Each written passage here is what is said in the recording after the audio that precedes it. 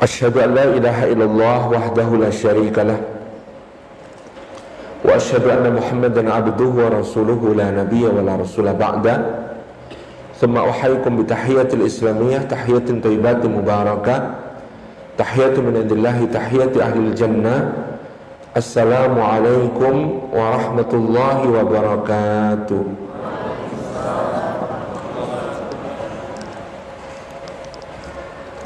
Puji syukur kehadirat Allah Subhanahu wa ta'ala atas limpahan karunia-Nya pada siang yang sejuk ini. Allah menghimpun kita di dalam rumah-Nya yang mulia,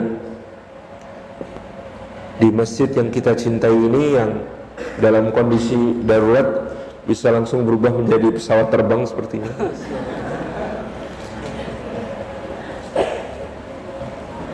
Mudah-mudahan setiap langkah yang kita tempuh, tiap tapaknya menggugurkan dosa-dosa kita, meninggikan derajat kita di sisi Allah Subhanahu wa ta'ala, dan menjadi pemudah jalan kita semua menuju ke surga. Dan duduk kita semua semoga termasuk dalam sabda Rasulullah sallallahu alaihi wasallam, "Majtama'a qaumun fi baitin min buyutillah yatluna kitaballah wa yatadarasunahu bainahum illa ghasyiyatuhumur rahmah wa hafathumul malaikah wa nazalat alaihimus sakinah wa dzakarahumullahu fi man 'indah." Rawahu Muslim wa sahih. Tidak berhimpun satu kaum di satu rumah di antara rumah-rumah Allah, di dalamnya mereka membaca kitab Allah dan mengkaji isinya di antara mereka, melainkan keadaan mereka itu dicurah-curahi rahmat Allah, dinaungi sayap-sayap malaikat, diturunkan sakinah ke dalam hati mereka, dan disebut-sebut nama mereka semua dengan bangga pada makhluk-makhluk mulia yang ada di sisinya. Mudah-mudahan kita semua termasuk yang mendapatkan kesemua keutamaan tersebut. Ikhwan dan akhwat, hadirin hadirat yang dimuliakan oleh Allah Subhanahu wa ta'ala, pada pertemuan beberapa tahun yang lalu di masjid ini, kita sudah membahas tentang sejarah masuknya Islam ke Indonesia. Seingat saya sampai tahapan keempat. Jadi tahap pertama ditandai dengan surat Sri Maharaja Indrawarman dari Sriwijaya untuk Umar bin Abdul Aziz, yang masih bisa dibaca sampai hari ini dan juga bahkan dikutip oleh Al-Imam Ibnu Abdi Rabbih Al-Andalusi dalam Al-Aqdul Farid. Surat itu yang kira-kira berbunyi, dari Maharaja Diraja yang merupakan keturunan 1000 raja yang berpermaisurikan putri yang keturunan 1000 raja, yang wilayah kekuasaannya terdiri atas 1000 pulau, yang di setiap pulaunya ada 1000 gunung, yang di setiap gunungnya mengalirkan 1000 sungai, yang armada perangnya terdiri atas 1000 kapal, yang di dalam kandangnya ada 1000 gajah, yang di istananya bau gaharu, cendana dan barus menyebar sampai ribuan mil, untuk raja Arab yang tidak menyembah dewa-dewa selain satu Tuhan saja. Aku kirimkan untukmu beberapa hadiah sebagai tanda persahabatan kita, maka kirimkanlah untukku seseorang yang bisa mengajarkan agamamu kepadaku. Dalam versi surat yang ditulis oleh Ibnu Abdi Rabbih Al-Andalusi dalam Al-Aqdul Farid bahkan ditutup dengan kata-kata dari saudara Islammu Raja Indrawarman. Jadi di sini menunjukkan gelombang dakwah pertama Islam di Nusantara ini sangat awal. Kalau itu adalah masa pemerintahan Sayyidina Umar bin Abdul Aziz rahimahullah ta'ala, maka itu antara tahun ke-97 sampai tahun ke-100 Hijriah. Berarti masih masuk abad pertama Hijriah. Islam ini telah hadir ke Nusantara. Surat Indrawarman menunjukkan bahwa dia di ibu kotanya, diperkirakan di daerah sekitar Palembang sekarang, itu berarti di pelabuhannya sudah banyak berlabuh para pedagang muslim, karena surat itu dikirim dengan hipotesis dia sudah kenal dengan pedagang-pedagang muslim yang berakhlak mulia yang berlabuh di pelabuhannya dan dia menjadi tertarik kepada mereka. Gelombang pertama ini surut dengan kudeta yang terjadi di Sriwijaya. Terjadi kudeta terhadap dinasti Dapun Tahyang Sriwijaya Naga yang sudah berkuasa 100 tahun, dilakukan oleh Sailendra Vamsa, sebuah keluarga bangsawan yang sangat kuat bernama Wangsa Sailendra yang juga berkuasa di Jawa. Yang kalau di Jawa monumen peninggalannya masih bisa kita lihat sampai sekarang berupa Candi Borobudur yang dibangun pada masa Samaratungga. Nah, dinasti Sailendra Wangsa ini ketika melakukan kudeta di Sriwijaya mendapatkan dukungan dari dinasti Tang di Tiongkok.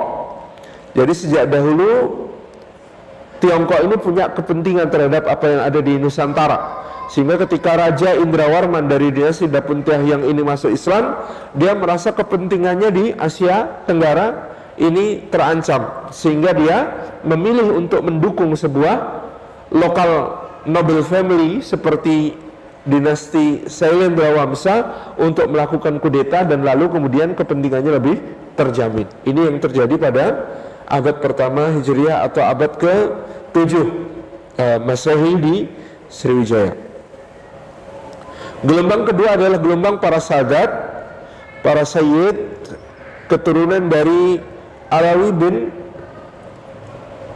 Muhammad bin Ahmad bin Isa al-Muhajir rahimallahu ajma'in, dari keturunan Sayyidina Husain bin Ali bin Abi Thalib yang hijrah dari Baghdad ke Hadramaut.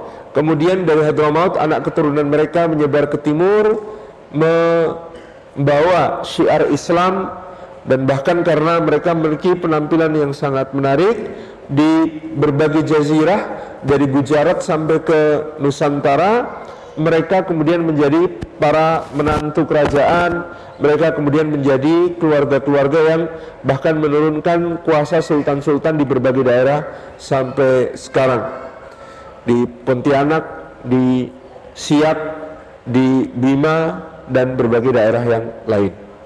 Kemudian gelombang ketiga adalah gelombang para panglima yang didorong oleh perang salib dan juga penyerbuan pasukan Mongol ke pusat Islam, ke Baghdad, Baitul Maqdis, Damaskus sampai ke Mesir, kemudian mengorganize satu pengamanan jalur yang bisa selalu memperkuat dan mensuplai logistik kebutuhan umat Islam dalam jihad fisabilillah dan kemakmuran mereka.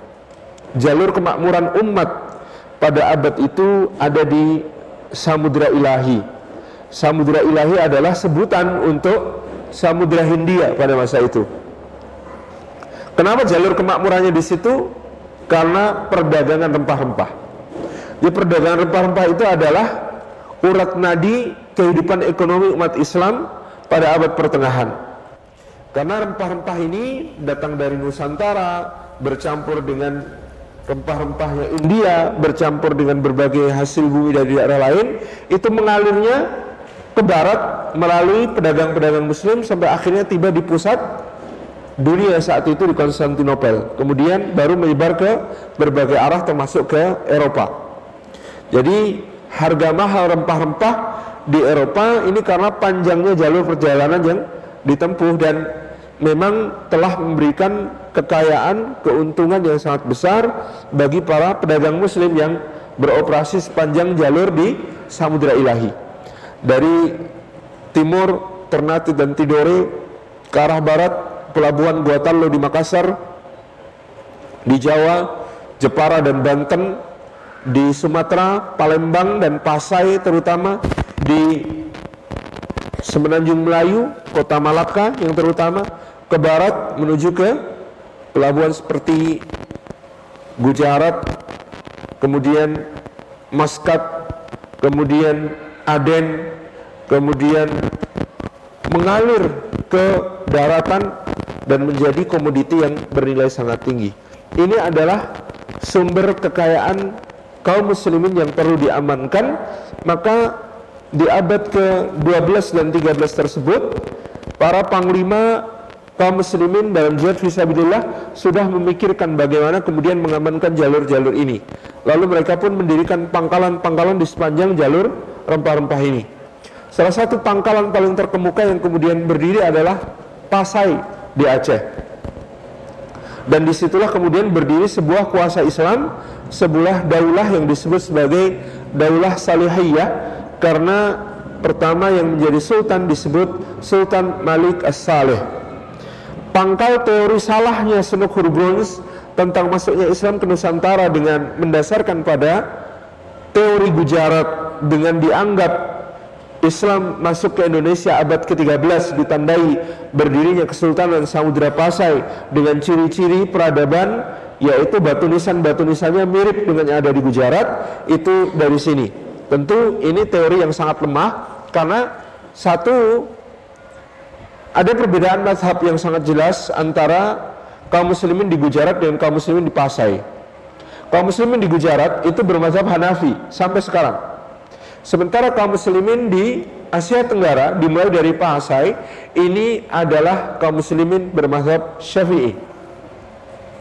Yang kemudian kedua, gelar sultan-sultan yang dipakai di Pasai adalah gelar sultan-sultan yang sama dengan yang dipakai oleh Daulah Ayyubiyah, keluarga Salahuddin Al-Ayyubi, anak-anak dan keturunannya, dan Daulah Mamalik atau Mamlukiyah yang ada di Mesir, yang kemudian menggunakan gelar Sultan dan Malik. Ini sama persis dengan yang ada di Pasai. Maka lebih cocok untuk menyebut Pasai seperti disampaikan oleh Mangaraja Onggang Palindungan dalam buku Tuan Kurau sebagai sebuah pangkalan jihadnya kaum muslimin pada masa melawan pasukan Mongol dan perang salib. Kenapa jauh sekali di situ? Untuk mengamankan jalur rempah, dan kemudian mereka mendirikan sebuah daulah di situ, dan kemudian mereka bermazhab Syafi'i seperti mazhabnya Ayyubiyah maupun Mamlukiyah, dan mereka juga menggunakan gelar Sultan Malik seperti yang mereka gunakan. Soal batu nisan itu komoditas. Komoditas tidak bisa menjadi ukuran pengaruh dan jalur dakwah. Di waktu itu mungkin yang memang bikin nisan-nisan marmer terbaik itu dari Gujarat, maka diimpor dari sana. Tetapi ini tidak menunjukkan bahwa jalur syiar dakwah berasal dari situ. Gelombang keempat adalah yang kita sebut kemarin sebagai gelombang dakwahnya para ulama dari berbagai penjuru dunia yang fokus betul-betul mereka berkonsentrasi untuk berdakwah sehingga menghasilkan dakwah yang sangat masif di seluruh penjuru Nusantara, meskipun pada mulanya terkonsentrasi dengan sangat masif di Jawa. Ada Maulana Ishaq bin Maulana Ibrahim As-Samarqandi, asalnya dari Samarkand, Uzbekistan. Ada Maulana Malik Ibrahim yang berasal dari Azerbaijan, kemudian transit belajar di Mesir baru ke Nusantara. Ada Maulana Usman Haji dan putranya Sayyid Ja'far As-Sadiq dari Palestina. Ada Maulana Ahmad Rahmatullah dari Campa. Ada Maulana Maghribi, Maulana Abdurrahim Al-Maghribi yang berasal dari Maghrib, dari Maroko. Ada Maulana Aliuddin dan Taqiyuddin yang berasal dari Hadramaut. Dan begitu banyak ulama-ulama yang lain yang kemudian cikal bakal dakwah mereka menghasilkan satu kesatuan dakwah yang disebut sebagai wali songo atau wali sana atau wali sana, seperti dalam pustaka Serat Wali Sana yang ada di Keraton Yogyakarta, ditulis pada masa Sultan Agung untuk mencatat kiprah mereka. Bukti keberadaan mereka ada dalam keropak Ferrara yang berisi notulensi pengajian yang diberikan Maulana Malik Ibrahim di Gresik, sekarang tersimpan di Museum Ferrara di Italia, dan juga ada dalam Handbook Van Bonang naskah A dan naskah B yang tersimpan di Koninklijk Archief di Leiden, yang kemudian dirampas oleh Cornelis de Houtman di tahun 1596 ketika mendarat di Tuban, dan ternyata isinya adalah catatan-catatan pengajiannya Sunan Bonang di Tuban kira-kira 1,5 abad sebelum kedatangan Cornelis de Houtman itu. Ini yang kemudian menjadi bukti kesejarahan yang tidak akan pernah hilang. Gelombang berikutnya Gelombang kelima adalah jihad raja-raja Nusantara yang luar biasa menghadapi kuasa-kuasa asing yang datang dengan kerakusan dan ketamakannya, juga dengan misi mereka untuk mendapatkan gold, kekayaan, glory, kejayaan, dan gospel, penyebaran agama. Di buku Sang Pangeran dan Janisari terakhir saya mengulas bahwa secara tidak sengaja dan bukan niat beliau, dan beliau tidak bisa disalahkan atas hal itu, Muhammad Al-Fatih punya andil dalam datang dan terjajahnya Nusantara oleh kuasa-kuasa dari Eropa. Bagaimana ceritanya? Pada tahun 1453, pada saat beliau menaklukkan Konstantinopel, maka Muhammad Al-Fatih berhadapan dengan musuh yang sangat kuat, bukan hanya dari Kekaisaran Bizantin atau Romawi Timur yang berkuasa di Konstantinopel. Justru musuh terberat beliau adalah angkatan laut yang terdiri dari pedagang-pedagang Genoa dan Venesia. Pedagang-pedagang Genoa dan Venesia berasal dari negara-negara kota di pantai Italia, yang mereka ini kaya dari perdagangan rempah-rempah yang mereka ambil dari Konstantinopel, kemudian mereka distribusikan ke Eropa. Karena Muhammad Al-Fatih mengetahui hal ini, begitu dia berhasil menaklukkan Konstantinopel, maka dia menutup pasar rempah-rempah Istanbul ini, pasar rempah-rempah di Konstantinopel ini, untuk seluruh pedagang Eropa, terutama Genoa dan Venesia, sehingga dengan ini mematikan kota dagang Genoa dan Venesia sebagai pembalasan atas apa yang mereka lakukan, menghalang-halangi Muhammad Al-Fatih dalam penaklukan Konstantinopel. Akibatnya apa? Di Eropa terjadi krisis rempah-rempah. Pada masa pemerintahan Bayezid, putra Muhammad Al-Fatih, Bayezid II, di Eropa dilaporkan pada tahun sekitar 1480 harga 1 gram lada itu dibayar dengan 2 gram emas.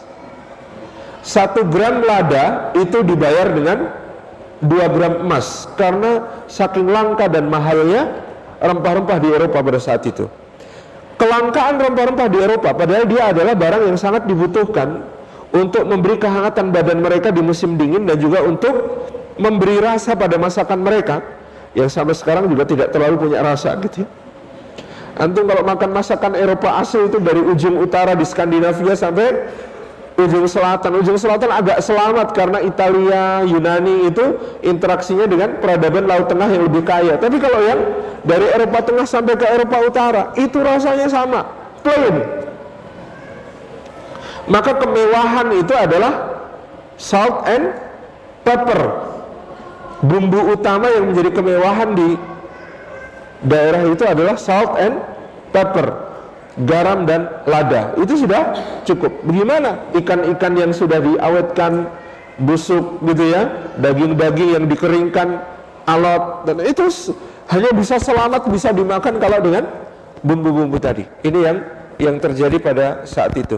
Nah, inilah yang mendorong, dipelopori oleh Portugis dan Spanyol. Ketika itu bangsa Eropa berusaha mencari jalan rempah sendiri, karena kalau mengandalkan yang dari Istanbul ini sudah nggak dapat, karena sudah ditutup oleh Muhammad Al-Fatih dan Bayezid putranya. Apalagi dengan Reconquista, Andalusia ditaklukkan kembali oleh kuasa Kristen Eropa di bawah Ferdinand dan Isabella dari Aragon dan Castilla. Maka yang terjadi adalah pengungsi Muslim dan Yahudi ini masuk ke Turki Utsmani, dan ketika itu Sultan Salim I, cucunya Muhammad Al-Fatih, bersumpah kalau mereka membunuhi Muslimin di wilayah kekuasaannya di Andalusia, saya juga akan membunuh orang-orang Kristen di wilayah saya. Nah, kemudian ketika itu beliau dicegah oleh muftinya Syekhul Islam, yang kemudian mengatakan, wahai baginda Sultan, ini bukanlah hal yang harus dibalas seperti itu caranya, karena kita adalah kaum muslimin yang membawa misi rahmat bagi semesta alam. Jadi ini yang membatalkan niat Salim I untuk membunuh semua orang Kristen di wilayah kekuasaannya. Semua sudah diniati begitu, karena melihat kaum muslimin di Andalusia dibantai oleh Ferdinand dan Isabella. Singkat cerita, Portugis dan Spanyol merintis jalan, mencari jalan ke negeri asal rempah-rempah. Dan kita tahu sejak Vasco da Gama sampai ke Tanjung Harapan, sejak Alfonso de Albuquerque sampai ke Malacca, gitu ya, sejak Columbus salah jalan ke barat, gitu ya. Dan kemudian Ferdinand de Magellan bisa merintis jalan melalui pantai selatan ujung benua Amerika, melalui Pasifik sampai di Filipina sekarang. Maka yang terjadi adalah orang-orang Eropa ini berlomba-lomba dengan kapal-kapal besar mereka datang ke negeri kepulauan rempah-rempah ini semula untuk berdagang, lalu minta monopoli sampai akhirnya melakukan penguasaan-penguasaan. Jadi istilahnya secara tidak langsung gara-gara Muhammad Al-Fatih, gitu ya, kemudian terjadilah penjajahan di Nusantara. Meskipun itu bukan salah beliau, tapi secara analisis kronologis historis itu memang terjadi yang demikian. Nah, rekan-rekan yang disayang oleh Allah Subhanahu wa taala, maka bangkitlah kemudian raja-raja Nusantara ini melakukan perlawanan, jihad fisabilillah terhadap kaum Eropa yang datang ke Nusantara. Maka inilah yang dirumuskan oleh para ulama di Muqaddimah Undang-Undang Dasar kita, konstitusi kita, atas berkat rahmat Allah yang Maha Kuasa. Kenapa kalimat ini dipakai? Kita bisa membandingkan keadaan Nusantara ini kalau dibandingkan dengan negeri-negeri yang juga dijajah. Negeri-negeri yang dijajah dan tidak memiliki elan jihad fisabilillah seperti Nusantara, itu penduduknya binasa. Teman-teman yang disayang Allah, benua Amerika itu sebelum kedatangan Columbus, Hernando Cortés, Francisco Pizarro ataupun Amerigo Vespucci, menurut estimasi para sejarawan, jumlah penduduk natif Amerikan itu, yang salah sebut jadi Indian itu sekarang diestimasikan antara 50 sampai 110 juta orang. Sebelum kedatangan Columbus dan sekutu-sekutu dan rival-rivalnya itu, penduduk benua Amerika itu, natif Amerikan itu 50 sampai 110 juta orang. Di mana mereka sekarang? Di Amerika Utara habis tanpa sisa, di Amerika Selatan tersisa karena mereka berhasil beradaptasi lalu melakukan asimilasi, percampuran. Orang Latin nikah dengan mereka menghasilkan mestizos yang ini adalah keturunan campuran dengan natif Amerikan. Selamatnya di situ. Tapi coba perhatikan Amerika Utara, habis sama sekali. Inilah yang disebut sebagai dijajah, habis, betul-betul habis. Kalau kita melonok ke dekat kita, ada tetangga kita, negara yang terdiri dari satu benua namanya Australia.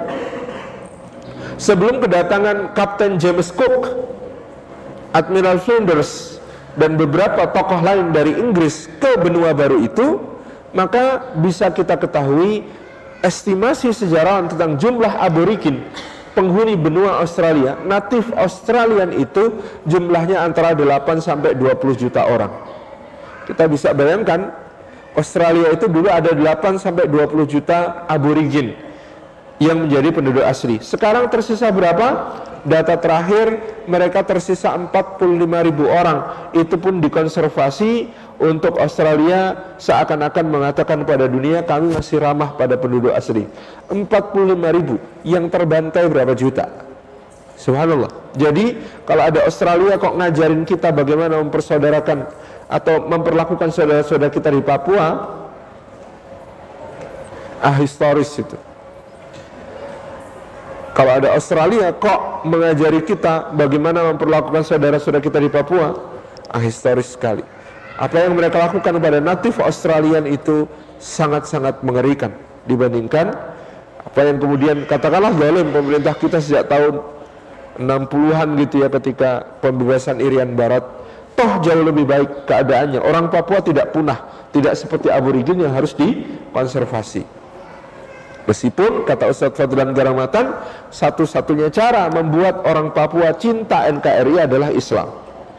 Asal mereka kemudian bersaudara dengan kita dalam akidah dan Islam, insya Allah itu sudah otomatis pasti cinta NKRI. Hampir seperti itu. Jadi pengalaman dakwah beliau di lapangan menunjukkan hal yang serupa. Misionaris-misionaris dari berbagai negara yang datang itu memang memelihara kemiskinan dan keterbelakangan untuk dijual sebagai proposal ke berbagai pihak untuk mendapatkan dana yang nyaris tak terbatas bagi mereka. Jadi orang Papua dididik oleh orang-orang barat, dalam tanda kutip dididik, untuk tetap menomorsatukan babi dibandingkan bayi. Jadi kalau teori dasar dari Orang-orang barat yang datang ke Papua itu yang disusui pertama itu anak babi, bukan anaknya sendiri. Di ibu-ibu Papua kita itu masih tetap diajari seperti itu demi dijual proposal kepada LSM asing. Ini yang ada di Papua. Subhanallah gitu ya. Nah, rekan-rekan yang disayang Allah Subhanahu wa taala, maka betul rumusan para ulama kita, founding fathers negeri ini, bahwa atas berkat rahmat Allah, kita ini kalau 100 tahun sebelum kedatangan penjajah, Allah tidak mengirimkan dai-dai mulia yang punya kesuksesan luar biasa. Saya berani mengatakan Wali Songo ini, kalau disebut Wali Songo itu bisa mewakili semua, jumlahnya jauh lebih banyak daripada sekedar 9. Tapi tentu tidak sebanyak yang kita bayangkan hari ini.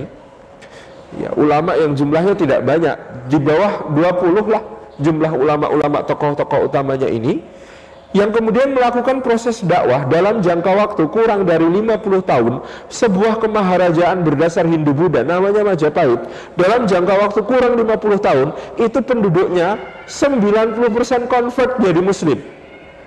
Itu zaman sekarang kalau antum ditugasi, jangan 9 lah, 90 orang dikasih waktu 50 tahun ke Tiongkok, bisa nggak? Bisa nggak nasib Tiongkok kayak Majapahit gitu, yang tiba-tiba penduduknya berubah menjadi muslim dalam jangka waktu kurang dari 50 tahun. Luar biasa kiprah mereka di dalam dakwah ini, dan inilah yang menyelamatkan Nusantara dari penjajahan. Sehingga kita ini, saya selalu mengembangkan narasi ini, kita ini bukan 350 tahun dijajah. Toh secara faktual kita nggak ada yang 350 tahun full dijajah. Aceh itu baru dinyatakan takluk tahun 1910. 1945 sudah merdeka, berarti dijajahnya cuma 35 tahun. Keraton Yogyakarta itu secara de jure, secara hukum selalu berdaulat, tidak pernah dijajah. Bahwa secara de facto banyak halnya diintervensi oleh Belanda, yes.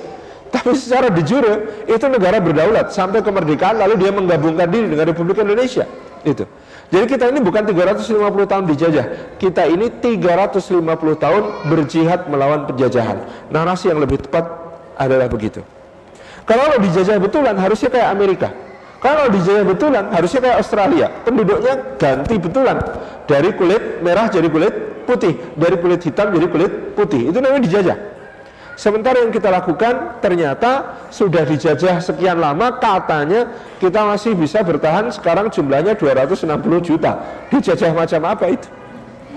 Pasti bukan dijajah, itu pasti berjihad melawan penjajahan. Bahwa dalam berjihad ada menang, ada kalah, silih berganti, yes, tetapi itu adalah jihad melawan penjajahan yang bukan 350 tahun dijajah, tapi 350 tahun berjihad melawan penjajahan. Itulah atas berkat rahmat Allah. Maka kita mencatat nama-nama besar sejak hari pertama penyerbuan gelombang kolonialisasi barat dan imperialismenya di Nusantara. Begitu tahun 1511 Malaka jatuh ke tangan Portugis, sudah langsung Demak di Jawa loh mempersiapkan armada untuk menggempur Malaka, menggempur kedudukan Portugis di Malaka. Bahkan dipimpin oleh putra mahkota namanya Pangeran Fathi Yunus, Pangeran Sabrang Lor, gelar anumertanya, karena beliau melakukan jihad fisabilillah, membawa kira-kira 200 kapal untuk menuju ke Malaka. Dan qadarullah ketika dia sedang berada di depan benteng Malaka berperang melawan pasukan Portugis yang ada di benteng, tiba-tiba datang armada Portugis dari Goa, pangkalannya di India, yang kemudian menyerang dari belakang, sehingga pasukan Jawa ini kocar-kacir. 200 kapal hanya tersisa sekitar 20-30 kapal yang bisa pulang ke Jawa. Itu pun Pangeran Fathi Yunus dalam keadaan terluka. Dan dalam sejarah nanti dari Malaka mereka sebelum ke Jepara, pangkalan utamanya, mendarat dulu di Cirebon, transit di Cirebon. Nah, ketika transit di Cirebon diketahui bahwa keluarga Kesultanan Malaka ternyata ikut pasukan Jawa ini hijrah dari Malaka yang sudah dijajah oleh Portugis. Nah, oleh Sunan Gunung Jati, keluarga Kesultanan Malaka ini lalu diberikan tempat di sebelah selatan Kesultanan Cirebon. Karena tempat itu berupa tasik itu padang yang luas, sejak dihuni oleh orang-orang dari Kesultanan Malaka, maka Tasik itu disebut sebagai Tasik Malaya. Malaya itu Melayu atau Malaka. Jadi orang Tasik Malaya itu bukan cuma berunsur Sunda, tapi berasal dari sebagiannya pasti berdarah dari Malaya, dari Malaka, karena keluarga Kesultanan Malaka yang kemudian hijrah ke tempat tersebut. Ini sejak awal kedatangan imperialisme Barat ini, hanya Islam yang punya awareness bahwa mereka berbahaya. Buktinya kerajaan Pajajaran justru kerjasama, mau bikin pangkalan di Sunda Kelapa itu kerjasama dengan Portugis. Jadi tidak punya awareness terhadap bahayanya pasukan Portugis ini, sehingga yang punya awareness adalah Islam. Maka Demak mengirim armada dipimpin oleh Tubagus Pasir Fathullah atau Fadilah Khan atau Fatahillah, menantu Sunan Gunung Jati dan juga menantu Raden Patah. Jadi dia menikahi dua orang sekaligus, menikahi putri Raden Patah, janda dari Pangeran Sabrangwar, Fatih Yunus, dinikahi oleh Fatahillah. Yang kedua, beliau juga menikah dengan putri Sunan Gunung Jati, sehingga kemudian dia menjadi menantu Demak sekaligus menantu Cirebon, dan dia yang memimpin jihad fisabilillah untuk membebaskan Sunda Kelapa, yang akhirnya kemudian diberi nama Jayakarta. Ada filmnya ya, meskipun filmnya dibuat dengan sumber daya dan teknologi yang sangat terbatas pada zamannya gitu ya, sehingga ya kita bisa melihat gambaran, tapi sebenarnya yang terjadi pada tahun 1527 itu jauh lebih dahsyat lagi. Bagaimana kemudian armada Demak berhadapan dengan kapal-kapal besarnya Portugis untuk memperebutkan daerah Sunda Kelapa yang akhirnya menjadi Jayakarta yang kita kenal sebagai Jakarta sekarang. Jadi ada awareness, kesadaran yang jelas bahwa Barat ini berbahaya. Pedagang-pedagang Portugis dan Spanyol ini bukan cuma berdagang, tapi mereka punya maksud-maksud yang lebih. Awareness itu berasal dari Islam, dan Islam pula yang menggerakkan Sultan Babullah, Raja Ternate, untuk menggempur seluruh kedudukan Portugis di Jazirah Timur Nusantara, sehingga Portugis tidak punya tempat lagi. Yang semula punya banyak benteng di Maluku, itu akhirnya terusir ke selatan, hanya di ujung timur Pulau Timor yang bertahan sampai Timor Leste merdeka. Kemudian juga kita melihat bagaimana Sultan Agung Hanyakrokusumo Raja Mataram sampai 2 kali mengirimkan ekspedisi ke Batavia untuk menggempur kedudukan VOC, yang VOC ternyata terlalu kuat. Jadi ada sebagian orang mengecilkan perjuangan leluhur kita di Nusantara dengan mengatakan kita ini dijajah, tapi cuma dijajah perusahaan. Perusahaannya namanya VOC. Loh, harus baca dulu datanya VOC ini seperti apa.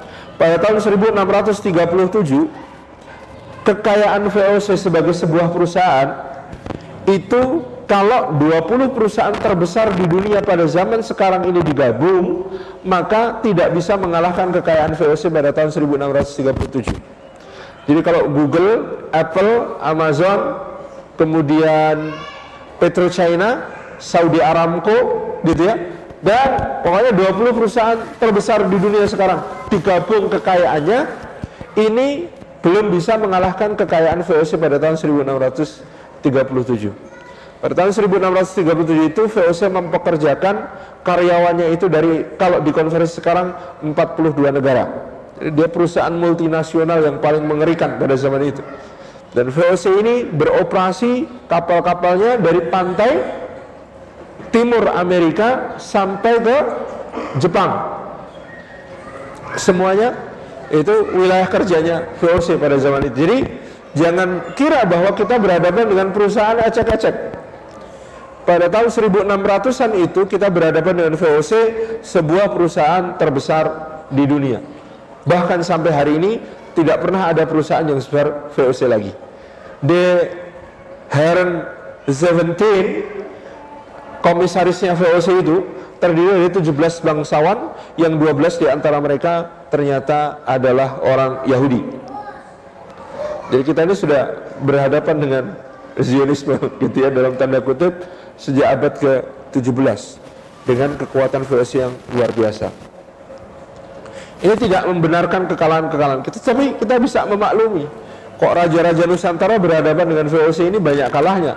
Selain karena tentu saja banyak pengkhianat alias londoiren yang bekerja sama dengan penjajah, tapi kita menemukan satu kondisi betapa luar biasanya sumber dayanya VOC pada tahun-tahun tersebut. Ini berkelanjutan terus sampai kemudian di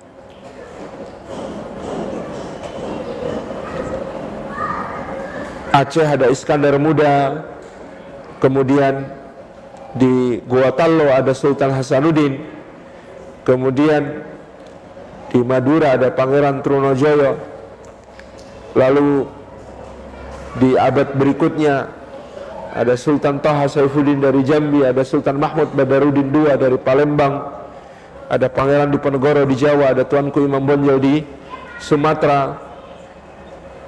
Seterusnya kita bisa menyimak secara luar biasa jihad yang tidak pernah padam dari raja-raja Nusantara yang luar biasa ini.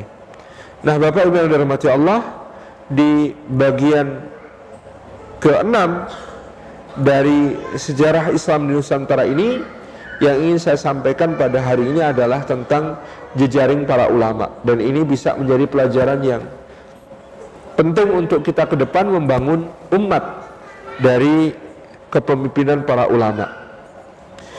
Pada tahun 1776, Gubernur Jenderal Petrus Albertus van der Parra di Batavia itu tidak bisa tidur hampir sebulan. Apa sebabnya? Hanya gara-gara sebuah surat. 3 surat paling tidak yang ditemukan. Yang diperkirakan ada, tapi yang ditemukan 1 surat. Surat siapa? Surat ini ditulis oleh seorang ulama Nusantara yang bermukim di Masjidil Haram, namanya Syekh Abdus Somad Al-Falimbani. Syekh Abdus Somad Al-Falimbani ini menulis surat untuk para penguasa Nusantara. Surat yang berhasil ditemukan adalah surat untuk Sri Susuhunan Pakubuwono III di Surakarta. Surat lain diperkirakan dikirim kepada Pangeran Arya Mangkunegoro I di Surakarta dan Sri Sultan Hamengkubuwono I di Yogyakarta. Isinya apa surat-surat itu? Isinya memotivasi, mendorong, menyemangati dan menjanjikan surga bagi yang berjihad fisabilillah melawan VOC. Di surat ini yang ditulis di Masjidil Haram itu memberikan penyemangat yang luar biasa kepada raja-raja ini untuk berjihad fisabilillah. Dan raja-raja ini memang dahulunya mujahid. Arya Mangkunegoro bersama Hamengkubuwono I pada masanya adalah mujahid yang berjuang 9 tahun melawan VOC sampai VOC nyaris bangkrut. Gubernur jenderalnya Van Imhoff mati terkepung di benteng Ungaran, kemudian perwira-perwiranya juga banyak yang tewas di medan tempur, sampai akhirnya VOC menemukan cara untuk berdamai dengan menggunakan seorang Turki Utsmani, seorang dari Turki Utsmani bernama Syarif Besar Syekh Ibrahim, untuk membujuk Pangeran Mangkubumi yang kelak menjadi Sultan Hamengkubuwono I ini untuk berunding. Lalu berunding, hasilnya negara Mataram dibagi 2. Mangkubumi mendapatkan separuh negara Mataram yang kemudian disebut sebagai Keraton Yogyakarta. Ini sejarah berdirinya Keraton Yogyakarta karena jihad 9 tahun plus perundingan yang diinisiasi oleh Syarif Besar Syekh Ibrahim dari Turki Utsmani. Ini yang kemudian lebih membuat Gubernur Jenderal Petrus Albertus van der Pala nggak bisa tidur. Lah dulu ketika mereka perang 9 tahun, VOC-nya nyaris bangkrut. Ini kalau sampai surat ini dibaca dan didengar kemudian dilaksanakan oleh para raja ini, mau jadi apa VOC gitu? Dalam keadaan seperti itu. Jadi sejak dahulu jejaring para ulama ini merupakan ancaman yang mengerikan bagi Belanda, bagi kuasa VOC dan nanti dilanjutkan pemerintah kolonial Belanda di Nusantara. Di surat-surat ini sangat diawasi, yang untuk Pakubuwono III berhasil dicegat, diterjemahkan oleh Carik Kertoboso, terjemahannya dikirim ke Batavia, dan gara-gara baca terjemahan suratnya Syekh Abdul Somad Al-Falimbani ini, Gubernur Jenderal Petrus Albertus van der Pala ini tidak bisa tidur selama hampir sebulan gitu. Luar biasa dampaknya. Nah, surat ini dibawa oleh 2 orang haji yang pulang dari Makkah. Sejak saat itu VOC semakin menyadari betapa berbahayanya haji-haji Nusantara ini, karena mereka satu punya wawasan internasional. Kalau sudah berhaji ke Mekah, maka mereka akan bertemu dengan kaum muslimin dari seluruh dunia dan akan kemudian saling berbagi kabar tentang keadaan negeri-negeri mereka, lalu menyadari bahwa negerinya berada dalam ancaman penjajahan, lalu pasti akan melakukan proses perlawanan nantinya ketika pulang ke Nusantara. Yang kedua, kalau berani berhaji berarti kuat secara sosial dan ekonomi. Nggak mungkin orang berhaji itu miskin dan lemah, karena untuk perjalanannya saja itu berangkatnya setahun, di sananya setahun paling tidak, lalu pulang setahun. Itu kalau tidak sekaya-kayanya kaya dan tidak sekuat-kuatnya kuat, nggak mungkin itu. Udah habis di jalan itu. Nah, itu yang kemudian terlihat gitu ya dari haji-haji Nusantara pada zaman itu. Berangkatnya bukan setahun sih, pelayarannya itu dari diceritakan di zaman itu dari Semarang sampai ke Aden itu kira-kira 5-6 bulan. Berlayar dari Semarang sampai ke Aden itu kira-kira 5-6 bulan. Itu bisa bayangkan gitu ya, yang ditempuh oleh para haji ini. Maka dari dulu haji itu dianggap manusia berbahaya bagi pemerintah penjajahan. Jelas ini sudah berwawasan internasional, kuat sosial ekonomi, dan pula mereka menjadi agen-agen perubahan karena bertemu dengan para ulama kita di Masjidil Haram. Pulang ke Nusantara pasti bawa sesuatu. Nah, menurut salah satu hipotesis, inilah kenapa di Indonesia ini sebutan haji itu sangat lekat. Sebenarnya kan haji hanya salah satu rukun Islam. Kita kan tidak disebut sebagai Assalamualaikum Pak, syahadat, sholat, puasa, zakat, salam afilah gitu kan. Tapi kalau haji disebut, ini konon memang pada masa itu oleh pemerintah kolonial sebutan haji ini harus disebut untuk memudahkan pengawasannya. Oh haji, mudah diawasi. Meskipun hipotesis ini dibantah beberapa sejarawan, tapi memang secara umum dengan disebut haji menjadi mudah diawasi. Satu desa terdiri dari banyak haji, ada banyak haji di situ, peluangnya untuk memberontak jauh lebih besar daripada desa-desa yang tidak ada hajinya. Itu empirik dialami oleh pemerintah penjajahan. Jejaring ulama ini sesuatu yang kemudian menjadi mimpi buruk bagi pemerintah kolonial. Nah, surat-surat Syekh Abdul Somad Al-Falimbani ini bahkan sekarang masih bisa kita baca dalam kitab yang beliau kumpulkan. Jadi ternyata Syekh Abdul Somad selain suratnya dikirim, beliau bikin salinannya menjadi sebuah kitab. Judul kitabnya Tadkiratul Mu'minin wa Nasihatul Muslimin fi Karamatil Jihadi wal Mujahidin. Nah, itu judul kitabnya. Tadkiratul Mu'minin, pengingat orang-orang beriman, wa Nasihatul Muslimin, dan nasihat orang-orang muslimin, fi Fadailil Jihadi wa Karamatil Mujahidin. Maaf, fi Fadailil Jihadi, dalam keutamaan-keutamaan jihad dan kemuliaan para mujahid. Ini kitab yang luar biasa, ditulis untuk menyemangati para raja Nusantara dalam rangka jihad fi sabilillah. Syekh Abdul Somad Al-Falimbani punya murid langsung namanya Syekh Dawud Al-Fatani. Sebut Al-Fatani berarti dari Patani, dari Thailand Selatan, dan itu termasuk dulu dunia Melayu.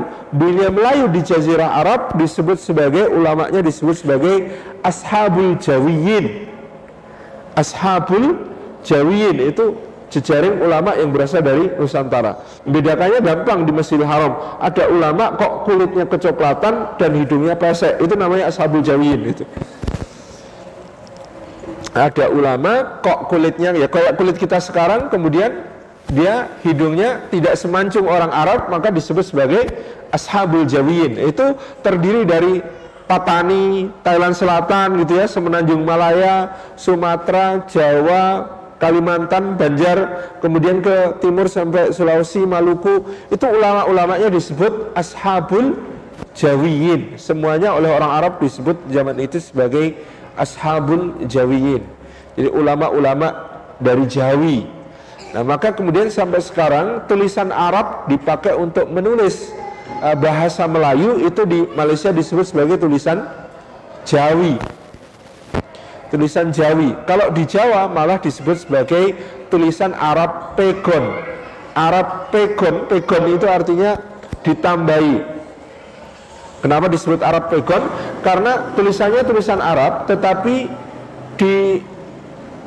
ditambahkan tanda-tanda baca tertentu untuk menyesuaikan dengan bahasa Jawa dan bahasa Melayu. Huruf ngain ya bahasa Jawa. Ain dengan 3 titik di atasnya itu dibaca eng. Huruf fa dengan 3 titik di atasnya dibaca p. Gitu ya. Ini misalnya, jadi huruf kaf dengan titik di bawahnya dibaca G. Ini adalah tradisi yang berlaku masa itu. Dan huruf ini huruf yang paling disukai oleh Pangeran Diponegoro. 1200 halaman babat Diponegoro yang beliau tulis di Manado itu hurufnya Arab Pegon. Semuanya huruf Arab, tidak ada huruf Jawanya malah. Jadi beliau nulis namanya itu pakai huruf alif, hamzah, ngain titik 3, kaf, kemudian ngain titik 3, engkang. Dibacanya engkang. Sinuwun Kangjeng Sultan Abdul Hamid Heru Cokro Kabirul Mukminin, gitu ya.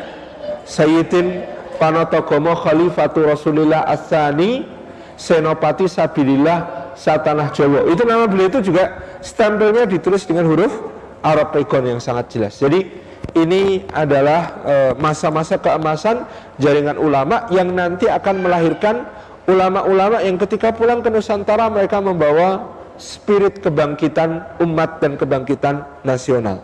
Syekh Daud Al-Fatani itu ya punya murid berikutnya, namanya diantaranya adalah ada Syekh Nawawi Al-Bantani, kemudian Syekh Mahfud At-Tarmasi, kemudian itu ya di generasi berikutnya ada Syekh Ahmad Khatib Al-Minangkabawi. Dari Syekh Ahmad Khatib Al-Minangkabawi ada ulama-ulama Nusantara yang berguru kepada beliau. Di antara muridnya Syekh Ahmad Khatib yang menjadi tokoh kebangkitan nasional Nusantara ada Hadratus Syekh Hasim As'ari, ada Kiai Haji Ahmad Dahlan, ada Haji Agus Salim, ada Umar Said Cokro Aminoto, dan lain sebagainya. Ini adalah buah didikan dan bimbingan dari Syekh Ahmad Khatib Al-Minangkabawi yang melanjutkan tradisi para ulama Ashabul Jawiyin di Makkah yang kemudian menggelorakan semangat jihad di Nusantara. Dan ini yang melahirkan kemerdekaan kita yang kemudian tidak mudah diperjuangkan dengan darah dan air mata, tetapi mulai dari jaringan ulama yang sangat luar biasa. Terima kasih sudah diperingatkan oleh Mbak acara bahwa waktunya masuk ke tanya jawab. Saya kembalikan. Wassalamualaikum warahmatullahi wabarakatuh.